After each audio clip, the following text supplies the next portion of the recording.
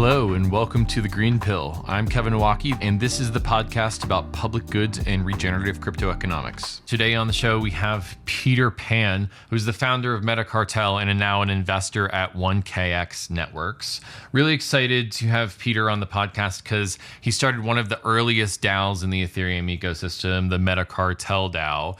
And that has gone on to germinate many dozens of interesting projects in the space and has served as one of the earliest homes for founders and engineers through the bear market of 2018, 2019, 2020 in the space. So Pet3r Pan is in many ways the father of different parts of the ecosystem through the work that he's done with MetaCartel. And he has some really interesting thoughts on how to germinate healthy communities and cultures within DAOs. And I think that that's very, very fruitful for founders out there who are designing regenerative crypto economic systems. So without further ado, I give you Pet3r Pan. I hope you enjoy this episode. If you're trying to grow and preserve your crypto wealth, optimizing your taxes is just as lucrative as trying to find the next hidden gem. ALTO IRA can help you invest in crypto in tax advantage ways to help you preserve your hard-earned money.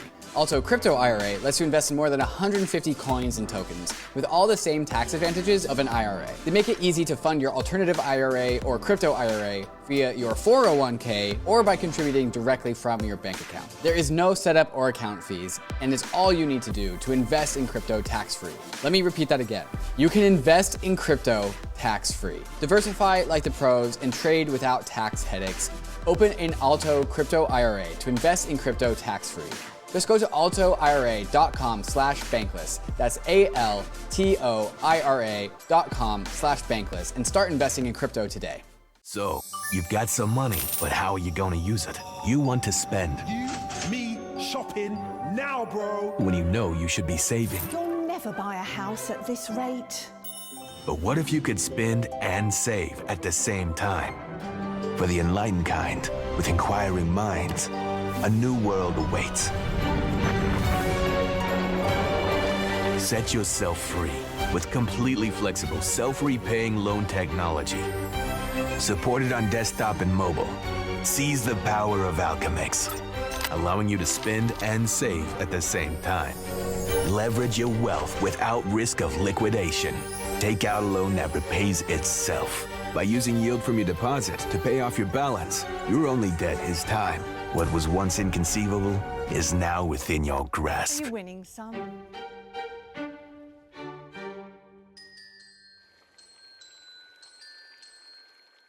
Alrighty, welcome to the show. I'm here with Pet3r Pan, the founder of MetaCartel, who is now an investor at 1KX. What's up, Peter? It is good to be talking to you again. Likewise. All right, so first question, here's my hard ball. When did you learn to fly, and when was the last time you fought Captain Hook? Probably the last time I had a fever, which was like, when I had COVID over the New Year's. Fun fact, I actually really enjoy getting sick because obviously excuse and not take calls. I didn't have calls. You can cancel your calls, yeah. Yeah, but the second thing is that the fever dreams are very agitating. The almost the frightening, but like I come out of them so many new ideas. It's almost like this like little jumble of ideas in my head that goes on. We've got a mural board at Gitcoin called Kevin's Fever Dream Hallucination sticky note list, and the team only lets me pull one of those in per quarter. So, but I do think time away from the computer is important for synthesizing and digesting what's going on in the space and where to spend time and energy. So that's a lead into my next question. Where are you spending your time and energy these days?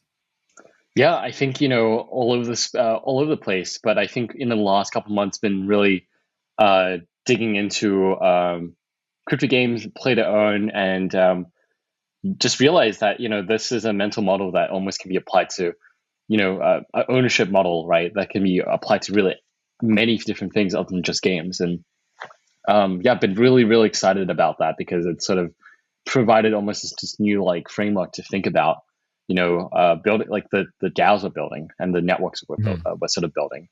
Got it. Yeah, so very excited about that. Yeah, so say more.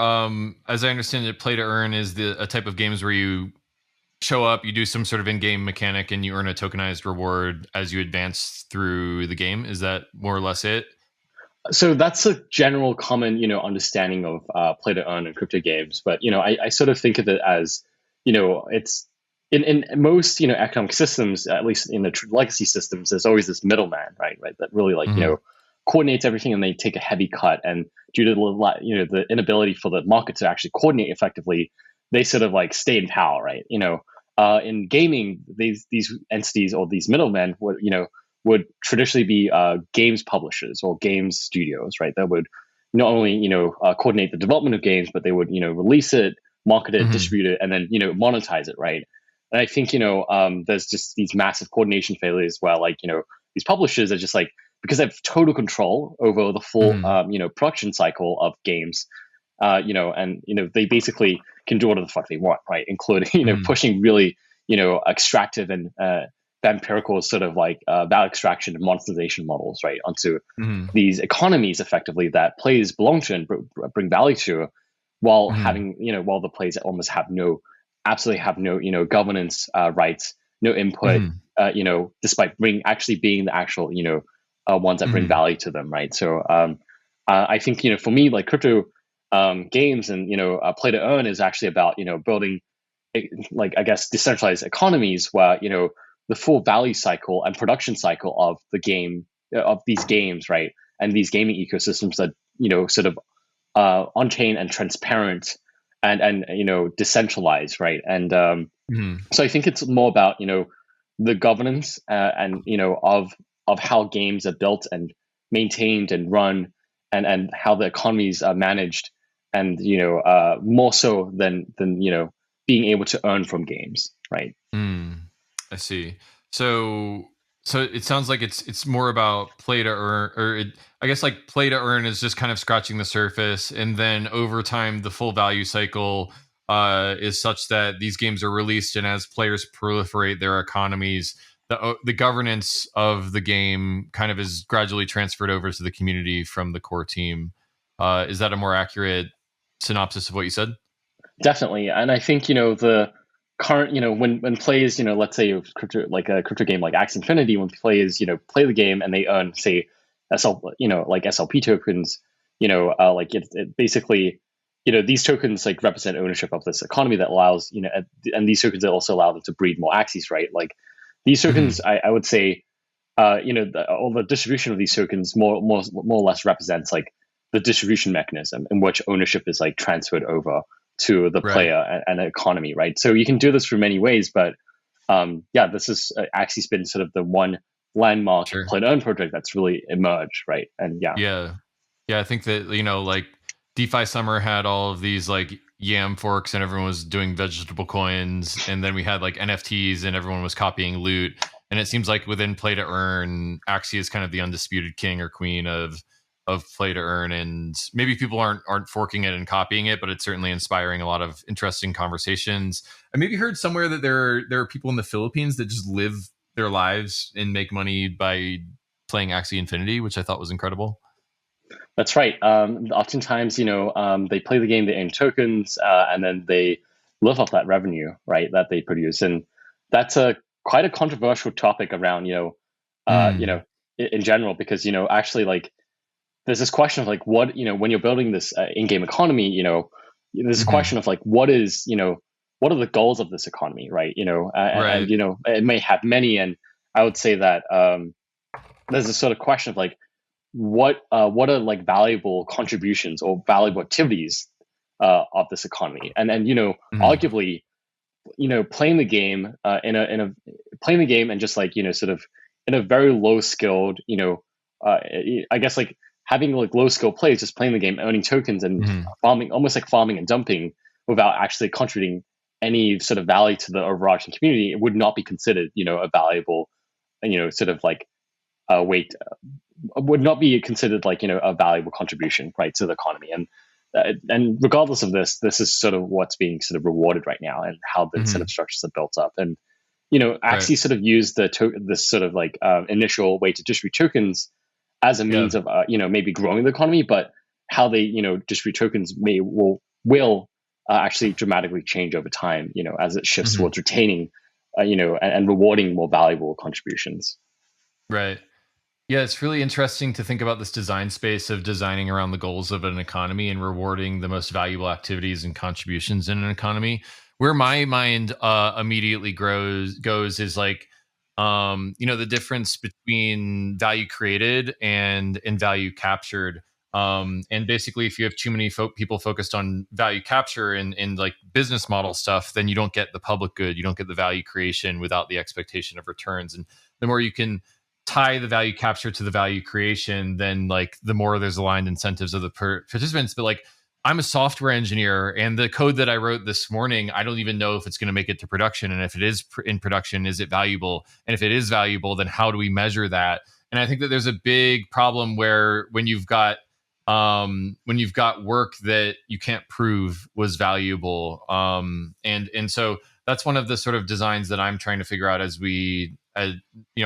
someone who's been thinking a lot about funding public goods, is like, how do you align the value creation to the value captured? And I'm wondering if, what are the most innovative ways of measuring value and rewarding value that you've seen within the play to earn space? I think that we're yet to really see iterations emerge, which they are sort of happening right now.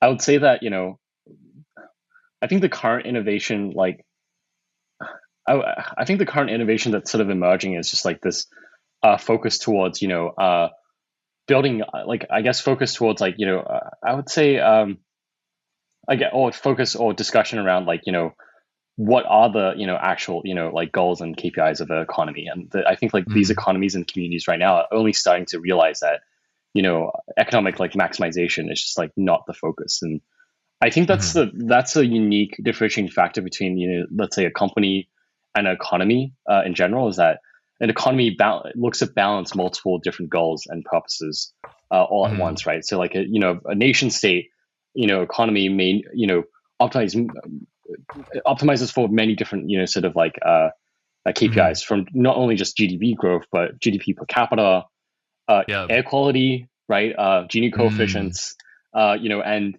I think when building up a virtual economy, it's more you're trying to build a viable place for people to thrive on top of, right? So culture, diversity of people, ideas, talent, individuals. That's also another factor that that enables these economies to thrive. And so I think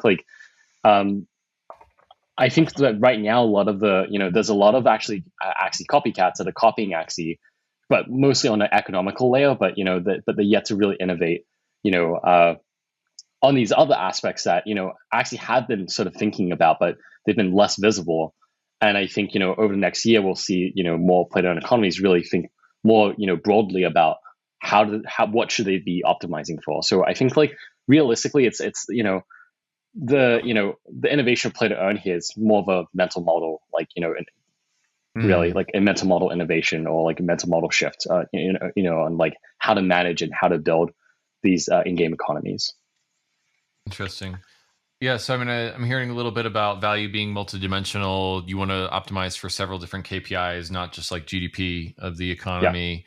Yeah. It reminds me of so the podcast that we're on right now is called Regenerative Crypto Economics, and I've been working on a definition of that, which is an economic system that satisfies human needs, creates positive externalities, and is generally net positive, and creates balance and finds equilibrium is the third component there. And I'm wondering, it really struck a chord with me when you said that it's building for human thriving. I think that it's really hard to boil that down into a measurable KPI. How do you think of an economy that's regenerative or satisfies the needs of the participants that are in it?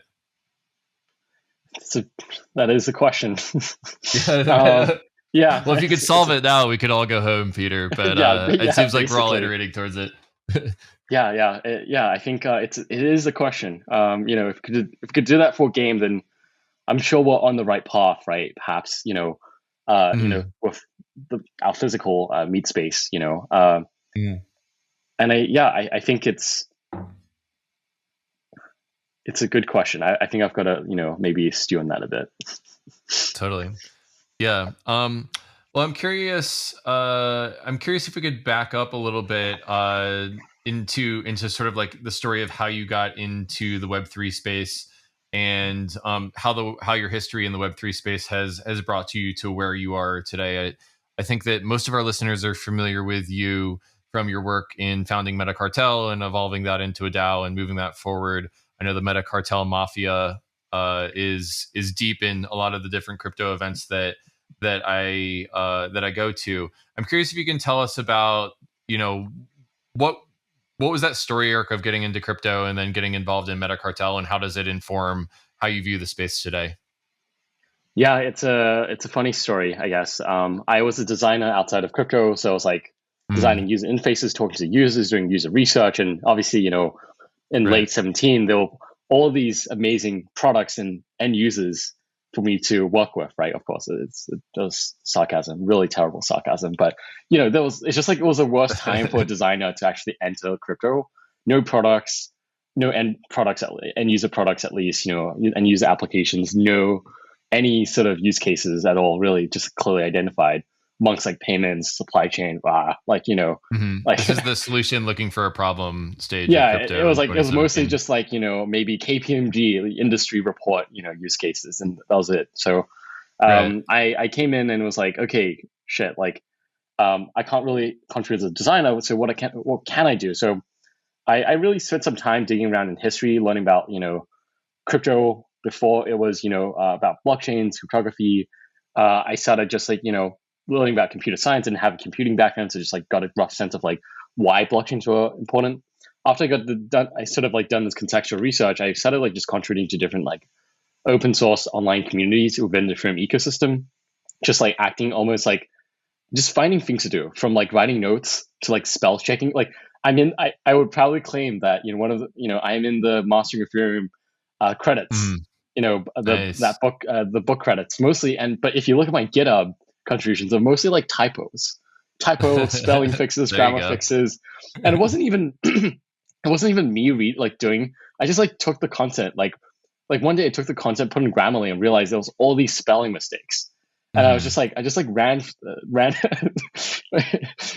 you're like arbitraging between writing the book and Grammarly. yeah, I think that's a fun basically. hack. And I added some history that I knew, and I did this. That was like one example. I went. Ethereum was trying to figure out its governance back then, so it was doing like cultural surveys. I took those survey results and was like the first one to maybe like decipher them and like synthesize the insights. And that was a lot of like user research work that I've like sort of done. So it's just like pattern recognizing. And then I realized that people were talking about like, okay, how do we build products? I mean, like, how do you build products? How do you improve the UX of things? And I think MetaCartel, like, that's when MetaCartel came out. It was like a working group focused on like user research infrastructure, mostly meta transactions, and hence the name. But I think when working through like working on user experience infrastructure, like there was all these design meetups that kept on talking about like, how do we improve key management? How do we do that? How do we abstract gas? And at one point I sort of thought like, this makes no fucking sense, because it's like, what use cases did we have, right? Like just we didn't have any compelling use cases, for users to actually come into crypto. Right. And I think Yeah. that's when I pivoted, MetaCartel into thinking like, how do we like incubate and discover and just experiment with new use cases? Right. And I think, from then it's like try to make it accelerator, incubated, then try to make it, and then wanted to join Moloch to make this a thing, and then got rejected, and then then that became MetaCartel DAO. Right. Yeah. Obviously, a really long journey, and I think a compelling one for people who may be entering the space now. The thing that I hear from you is that you just kind of kept showing up and kept pulling that thread of your interests until you find something that deeply resonated with your skill set and your purpose. And I think that there's for a lot of people, there's not a linear path for entering the crypto space and then finding what they want to do. So that's a very eloquent way of putting it. But I was just severely unemployed, and then just like really thought like crypto was going to work. So I just like kept on, experimenting, and I think the reality was, it's like I got rejected from Moloch DAO, yeah. So I was like, why not work on something, And I actually back then I was actually applying to a ton of jobs in crypto, like product roles, communication, community roles, but no one just wanted to hire me. So I was like, what Yeah. is like, so really just like nail down like what are some areas that can just like come in and make concrete value and like hope Mhm. we can sort of find some funding afterwards, right? Yeah. Right. Yeah. What are some areas where it can come in and add concrete value? I think that's the question that some listeners out there might be thinking as they're trying to figure out how to enter the space, but not only enter the regenerative crypto economics space, which is kind of a smaller subset of crypto economics. So I want to drill in on that next. So how was it that you came to be really interested in coordination games, solving for the public good, solving for the community good? And, where was it, or where was the sort of like light bulb moment along this journey of mastering Ethereum, designer communities, MetaCartel, accelerators, innovators, getting rejected from Moloch DAO, where the light bulb really kind of clicked for you about the opportunities for crypto to do good? Where was that light bulb moment? Yeah, I've always sort of been building communities online in different ways, like built designer communities, like, built different sort of creative communities, and didn't really think too much of this, to be honest. I just like, I liked, coordinating and organizing. It's like sort of fun, right? In a way, get a sort of a rush from that. But I think I got back into the coordination role in Ethereum back then, mostly because out of frustration, I just realized that like, when this initial technical working group around meta transactions emerged, just like these really, really smart engineers weren't just like coordinating with, they weren't talking to each other. They weren't like it was like, it drove me insane. And I realized that this work was something like any monkey could do. So I was like, all right, I can maybe do, I can, I'm time rich, these other people are, time poor. Why don't I step in here and run all this grunt work, right? And make sure that, we actually figure out how to standardize meta transactions. We figure out how to maybe decentralize the execution of them. And I think it just comes from a lot of frustrations. It's like this annoyance at the, opportunity cost, and the lack of, like just this unrealized potential, right? And I think that's always been the driver a lot of the coordination games that I sort of I've run, and like would consider myself this like coordination junkie. It's just like anything that you can like sort of coordinate on, I will like come in fiend, and fiend on, and just sort of like look for different ways coordination can happen, right? Yeah. Yeah, so I'm curious to sort of pinch and zoom on that word coordination, because I heard from you a very visceral story of being a coordinator of people at small scale in the MetaCartel, and then obviously as that grew, you were coordinating more people, and then I sort of view Ethereum and Web3 as this substrate for human coordination that's completely scalable because it's global in nature, it's transparent, it's immutable, and it's programmable. So basically, you've got this sort of like coordination in the ether, pun intended. And so, like, what's the scale from like organizing a group of 5 or 10 people in the sort of old world to global scale coordination in your view?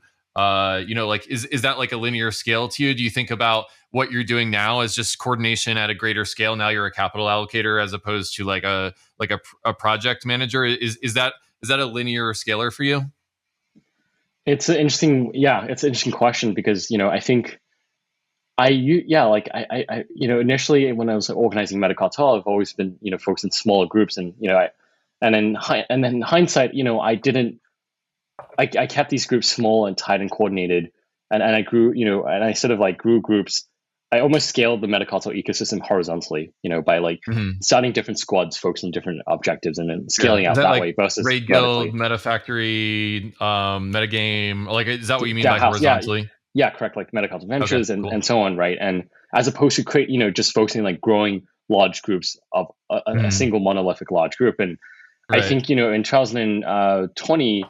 When DeFi Summer came about, like, you had these like protocols that like launch of like tens of thousands of users and community members at once. And I was like, oh, have I been doing things wrong? And I'm like, is this a different way of like coordinating or starting off? And it was a new pattern, but I think soon after, like when these larger supposed DAOs, right, really started to fail to coordinate, I realized that, there were no shortcuts to coordination. You do have to actually like, there is this like process that you can't skip, which is this process of like establishing a mission, creating clarity around goals, bringing, finding countries that care about those goals, and then figuring out a way to retain them and reward them and keep them, focused on those goals, right? And these things always start small. So and over the last 2 years, I think I've come full circle. I've did my own experiments, saw how the ecosystem sort of like defaulted to experimenting, and realized that was interesting, but then that didn't work. So I think I'm coming back full circle and realizing that all DAOs should actually really start small, regardless of how many users you have right now. And that's sort of even a side topic where I think DAO instead of like doing large airdrops of tokens and to community members or users, you should actually always be starting DAOs pre-token in as contributor working contributor groups and like pods, and then and then once you have a contributor community, then retroactively distributing ownership, so that you already have a fully functional and live and operating community of contributors from day one, as opposed to like launching a token and being like, oh, now let's think about community development and like building community of contributors. It's just like there were a few like incongruities there that I sort of more or less recently realized. Yeah, what you said, sort of like the difference between scaling horizontally and like out with like small pods that have strong culture but are more emergent, versus like going big or going home, is like, first off, I want to say that the fact that it came full circle for you, and now all these like large DeFi projects had a lot to learn from you. I think that's like a fun karmic circle when all those launched in DeFi summer. But the thing that really comes to mind to me is this quote by Vitalik, that even $1 billion of capital doesn't mean that you have a soul. Or even $1 billion. I think the quote is, even $1 billion of capital can't compete with having a soul. And what I'm hearing from you is, like, just from knowing the horizontal groups that you've been involved in scaling out of MetaCartel, Raid Guild, MetaFactory, Metagame, I feel like a deep essence of soul and mission drivenness and a strong culture that come out of those projects. And I think it's interesting to think that, like, if you add capital and scale too early, it's almost like you blow up the anti-patterns in the culture that and I don't mean like blow up like explode. I mean like you pinch and zoom them, and they grow and then they become like cancerous in the larger part of the organization. So I'm wondering if you have any sort of like comments on that. Like is that initial pod, that's kind of like the seed that grows into the plant, and it's really important to get the culture and the mission and the working norms right at that small scale before you grow. This was probably the only thing we got right building DAOs with MetaCartel. Like a ton of learnings, over the years. Like this would be the only one single takeaway, is that we, from the very beginning, we said we wanted to curate the community based on values and a strong mission, which was back then, and the missions evolved, right, of MetaCartel. But initially it was like build UX infrastructure. Next it was like build use cases and experiment, and then it slowly was like shift into experiment with use cases and start like experiment with DAOs and coordination mechanisms, right? And I think just experimentation was like at this core, and people wanted to just see things emerge regardless of like whether there was funding that was that had like, I guess, agenda driven funding, right? Like we were doing grants funding mostly because it was just the fastest way to get to an experiment built and shipped, right? With no strings attached, and we just wanted to purely see the results of these experiments. So I would definitely say that that's one thing we got right. And I think like it's sort of this effect of like the first like 20, the first not even 20, the first 5 contributors you have, right, are going to attract the next 10, and the next 10 are going to attract the next 50, and so on. The next 50 attracts the next 200, and the thing is, that's why like who's part of the community early on, it matters so much. But if all you do is like you launch a community with like 1,000 people, even hundreds of people all at once, with no context and no shared sort of sense of mission, and no loyalty to the core values, right? Ownership of that, I think you just, what you get is a bunch of people who then just like go off and like leave the community straight. It just becomes a sea of noise of the individual's own agendas, right? That just like fuzz everything up.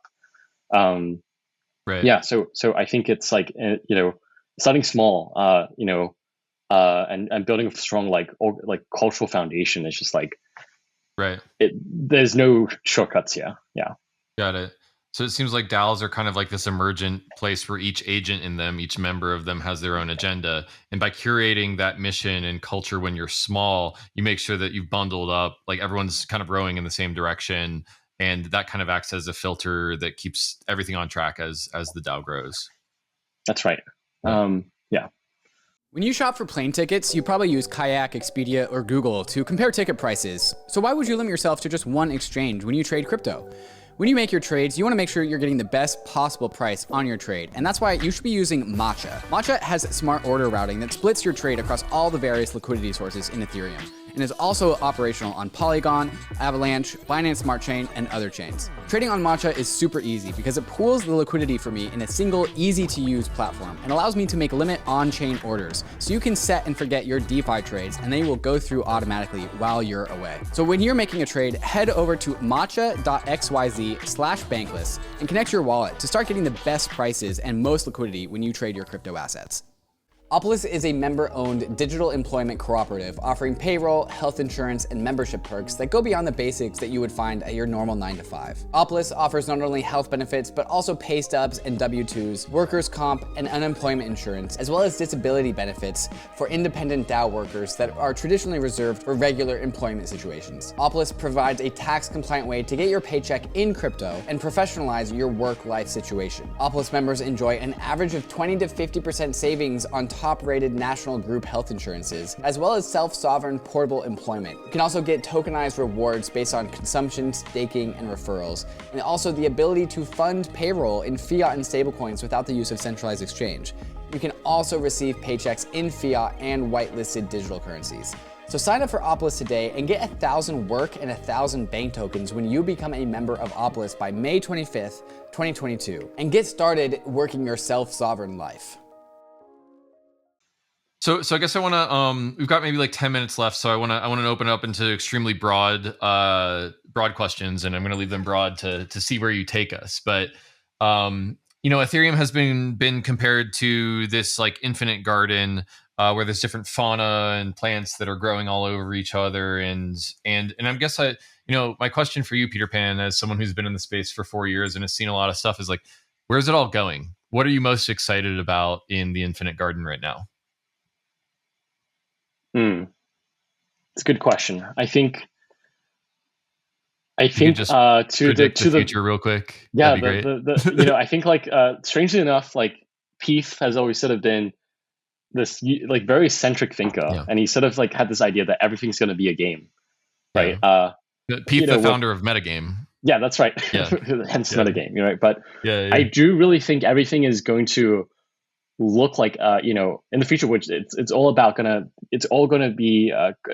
to converge around this idea of building games and economies that then optimize around the economy's shared goals, right? Mm-hmm. Everything's going to be a game, and I think strangely enough, when we were coming up with the vision of MetaCartel, like what the vision we wanted to build towards, there was almost a silence. Like we had an offsite in Denver in 2019, after DevCon. Oh, I was at that. That's fun. Oh yeah, that's right. Yeah, it was an MCon 0. We called it MCon 0, right? And we were like, "What's the What are we building towards?" And it was like always dead silence. And I just like think one of us, said really, really carelessly, just like out loud, like everything's gonna be a game. Everything's gonna be an MMORPG. Everything's gonna be like almost have this like on-chain presence where you can then like create really like fun programmable incentives. Like life is going to become an MMORPG, right? Mm. And I think that's always stuck around. And I think that similar to how Bitcoin, but the emergence of Bitcoin made us really question like what is money. I think and with I would say NFTs, it really made us question like what is digital, what is scarcity, right? I think with games, I think like the emergent play to earn, what that's really making us question is that what are games, right?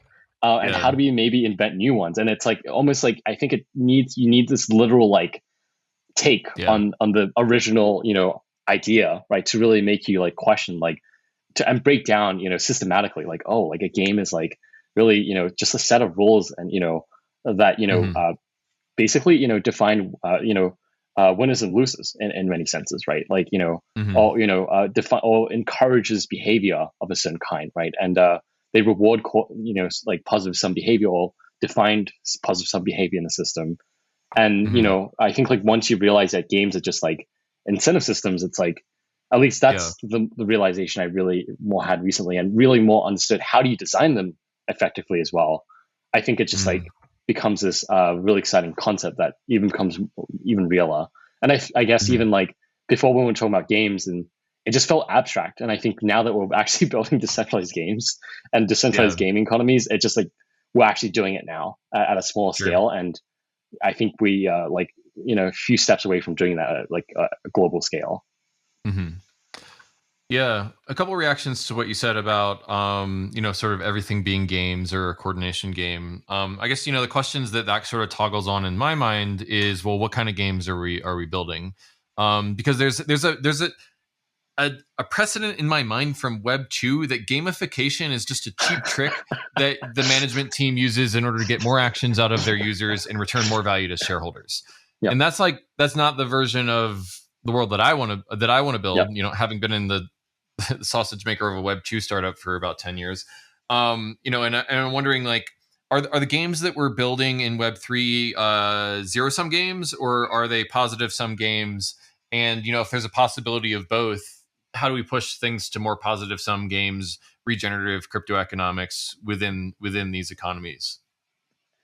Yeah, it's a very good point. I think, yeah, like coordination, like, smart contracts can be used to build zero sum or positive sum games. And Yep. I think this is where, the beauty, I think the fact that it's all digital, for the most part, is that we get to choose which systems we want to be a part of, and which ones we want to rage quit and leave, right? Hmm. It provides us like total optionality that the physical Hmm. kind of really afford us, right? So I think that Hmm.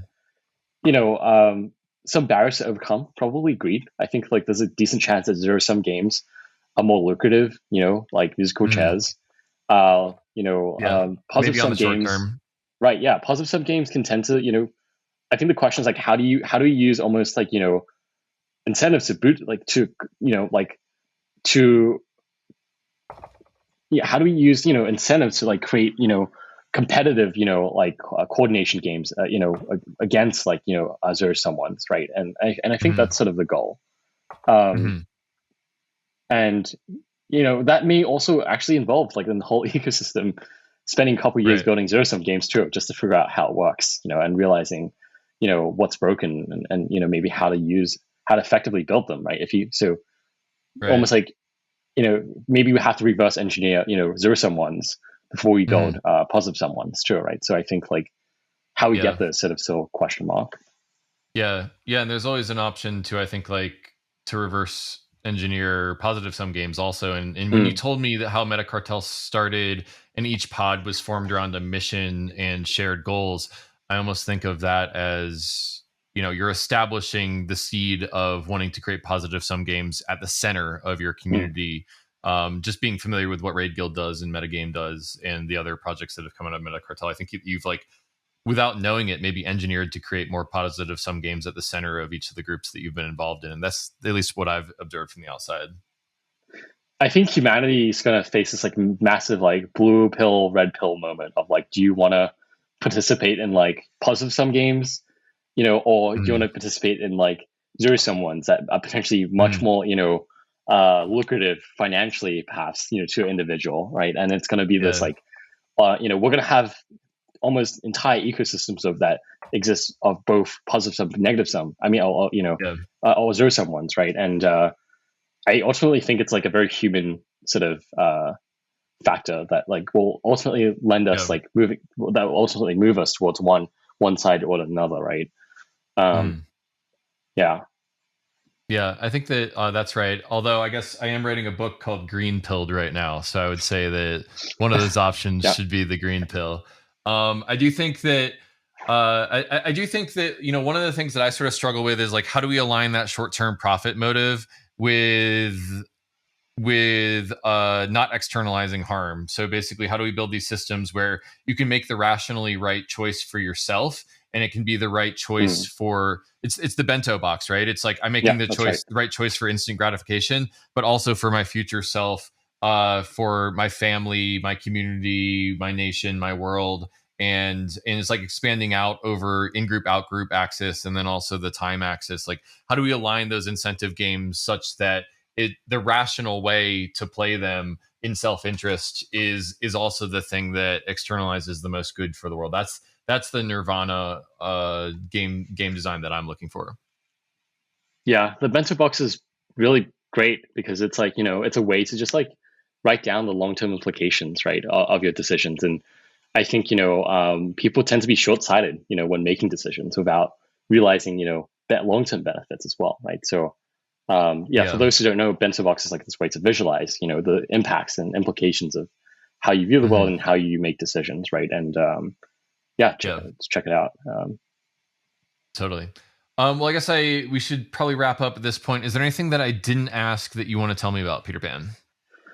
Not quite. I think just trying to get there slowly. Yeah, it's the journey, not the destination, and you're doing really great work along the journey, man. Can't wait to see what we build together over the next 5 years. You at MetaCartel and 1KX, and the entire ecosystem that's building these regenerative crypto economic systems. So, Peter, where can everyone find you and your work online? You can find me on Twitter. I'm on there all the time, but slide in my DMs, fairly accessible, send me memes, all things. I like whatever that. you wish. I'm going to tell people to send me memes also. I think that's a fun first engagement. All right, man. Well, thanks so much for being on the podcast, and can't wait to see you next time we're at an event together post-pandemic. So thanks so much, Peter. Absolutely. It's a pleasure. Cheers.